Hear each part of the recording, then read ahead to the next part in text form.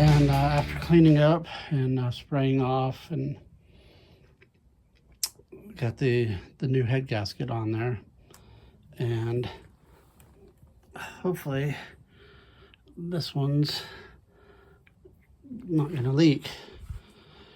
All right, so time to put it back together. Next step is going to be, I already put the head gasket on there, and I'm going to torque it down. I think I showed in the previous video, I wrote little quick notes here on torque tightening sequence, and we go to 35, 45, and then 55, torquing it down. And I'm going to use some anti-seize on the nuts just to make it easier to come off next time. And we'll just get started on it, putting it back together. Also got to put the manifolds back on, and those were new gaskets, so I'm just going to reuse those gaskets that I just installed like 6 months ago. So we'll get started.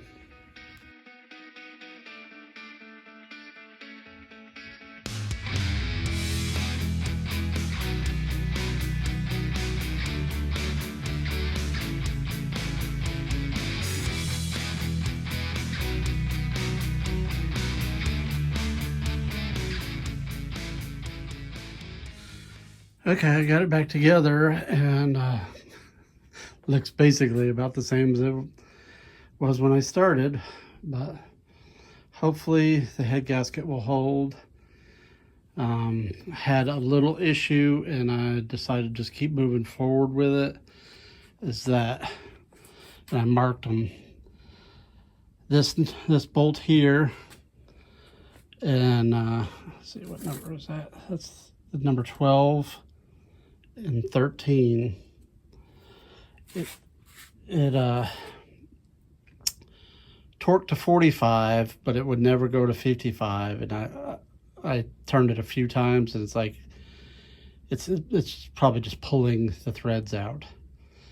And I also had some problems with the one over here, like number 4. I think 2 and 4 didn't seem like it was tightening correctly. So I never got it to click on 55 pounds or 55 pounds. It clicked on 45 on all of them. Then all the rest of them clicked on 55, but those two, so that's why I put the little white X next to those two. So if I still have a problem, I just don't want to pull it back apart, because then you have to look at if it's stripping the block or if it was just stripping the threads on the stud. And if it's stripping the block, you have to drill it down, put a helicoil in there, and it's just a lot of trouble. So we'll see. I may be taking this back apart again, but it was running fine, and it just had the like I said, the water leak up here. So hopefully the new head gasket will. And then I also put the new, you can see right there and there, it's got the studs and the bronze nuts on them, so that it has the studs like it's supposed to, and the nuts that won't seize up on them. Went ahead and hooked the exhaust back up, and has the carburetor on there.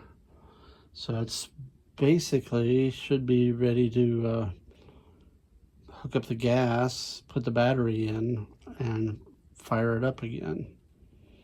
I was almost done with the cylinder head tightening, and like I said, when I got to 12 and 13 and 14 actually tightened up, it was just frustrating getting that far along, and then something happens. So keep moving forward. We'll see what happens. And I thought about doing a compression check again. I may still do that, but I had already stuck the spark plugs in, and don't really want to take them back out. So we'll see. Okay, let's see if it'll crank over and hopefully start. Fuse is in at the starter. On, key on. See if it cranks. So she cranks. Daisy. Think it'll start. Let's give it a boost start. I gotta get over here where I can get the choke in the starter. Let's see.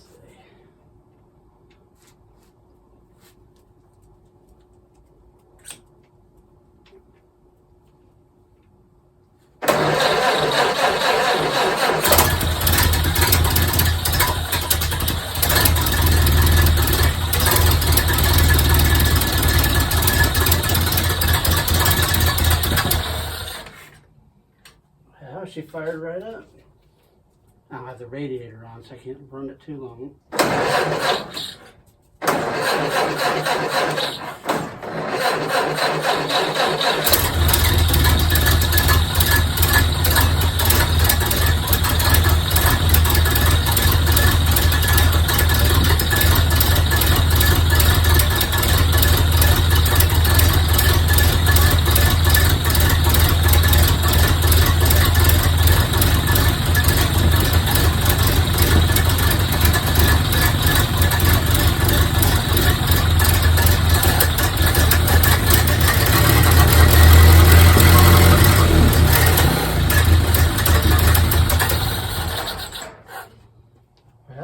Before I fume myself out, I guess the next step would be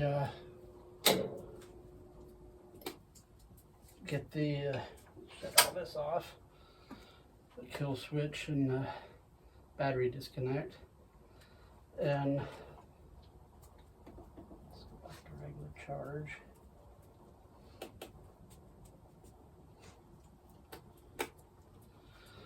And I have to work on the radiator next, so I can let it run and see if it leaks again or not. But that's nice, fire right back up again. So, kind of frustrating not being able to torque those head bolts like they should be able to. And yeah, I just don't know about turning it back down to fix that right now. You know, I want to see if the cylinder head gasket leaks. If not, it fired right up and it's running, so compression, I guess, is still good. You know, the compression was fine before the cylinder head gasket. It was just seeping from the water jacket, not really the cylinder head, the cylinder seal themselves. Fired it up, made sure it's still running, and what I think I'm going to do is I got my dad's spare radiator he got with his coupe, and I know the radiator that came with this car was seeping in a video last year, 6 months ago. I went through and flushed a bunch of rats or mice nests out of the radiator, but when I not even pressure tested it, I just capped it off and filled it with water. It was seeping out of the middle of the core, so I need to fix that. But he had this other radiator that came with his 28 coupe, and I'm thinking I'm going to try that. It's a 28, this is the 29, but they still should fit, and see if that one was leaking. The owner said the car was overheating and he replaced the water pump and the radiator on my dad's little green special coupe, 28 coupe. So he didn't say the radiator was leaking, and I guess he was thinking it was plugged or something. But even if I could just get it to hold water and see what it does. That would enable me to let it run a little longer. Ford 28 pickup, Mill Creek. Well, I think it's a 28, and it's got the diamond shapes just like that one does on it. So we'll see. Let me mount this up and we'll get to work. Okay, not as good news as I was hoping for. When you look down in there, let's see if I get some light in there. You can see that the top pan is rusted, and this has been mangled from people cranking on it, trying to tighten it too much. Let's see, attempted repair right there, and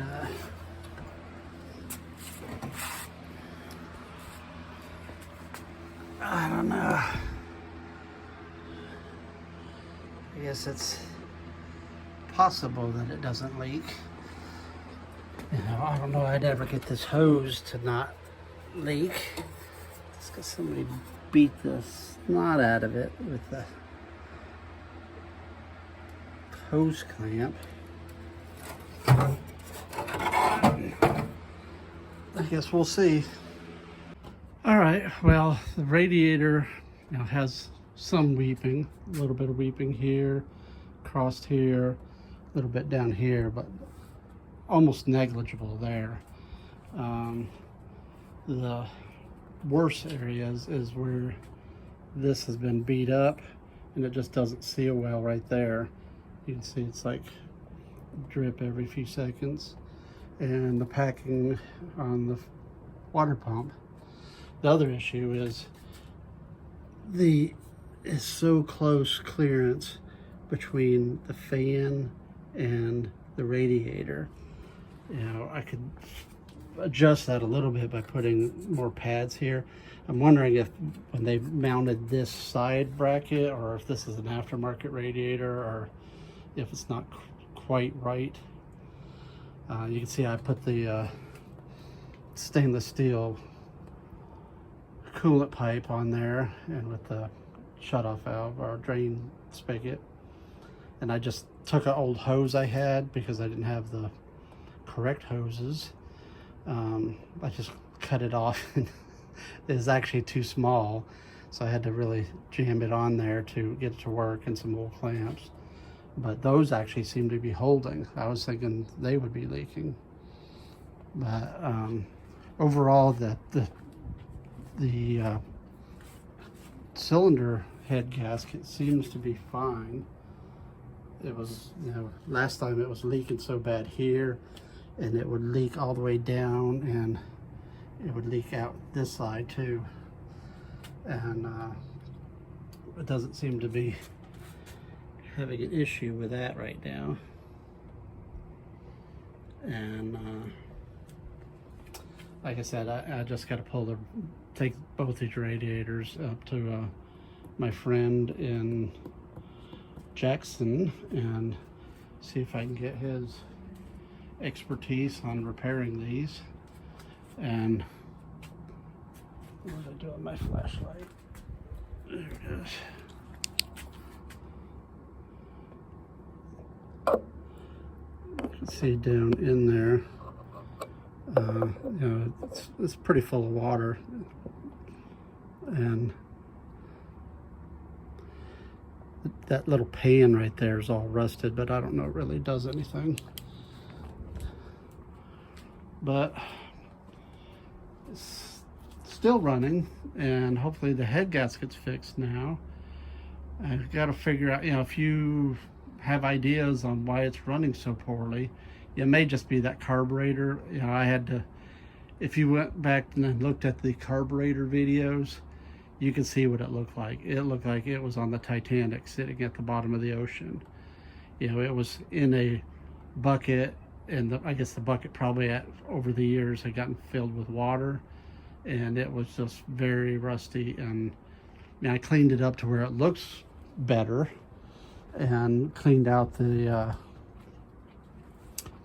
put new jets in it, and cleaned out the passages. But it may just be, you know, I think when my dad was here, it was sitting there running and just idling fine. So I don't know if something is just a little bit off. I did find right at the end of the other video where my phone ran out of storage that I record on, this right here connection was it's still a little loose, and this one here was a little loose. So, you know, at the coil, so it may have been like run, wiggle, skip, wiggle, skip, wiggle, skip.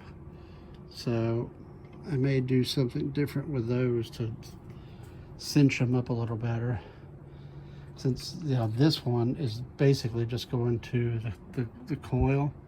This yellow from the battery input comes up here, and this was just like a temporary connector until, yeah, I start really wiring it in. The other thing, you know, I may try pulling the spark plugs and check the compression on each of them. But like I said, you know, it was just sitting there purring away when my dad was here, and actually before that, like a day or two before that, when I was showing my wife how well it ran. So I'm not sure what's up with it right now. It's a lot of sputtering, and I may have flooded it, so now I can't get it to start back up. So I may just let it cool back down and start again and see if it's just some of this wiring, clean up some of this wiring. But that's about it for this video, and I'm gonna maybe do a little bit more checking on the wiring. But if you have ideas on why it's running like that, and my helper wasn't here, where have you been, huh? Where have you been, Daisy? Where have you been? You give him a kiss? Troubleshooting why it's running so poorly. But there she is again. All right, everybody. Take care.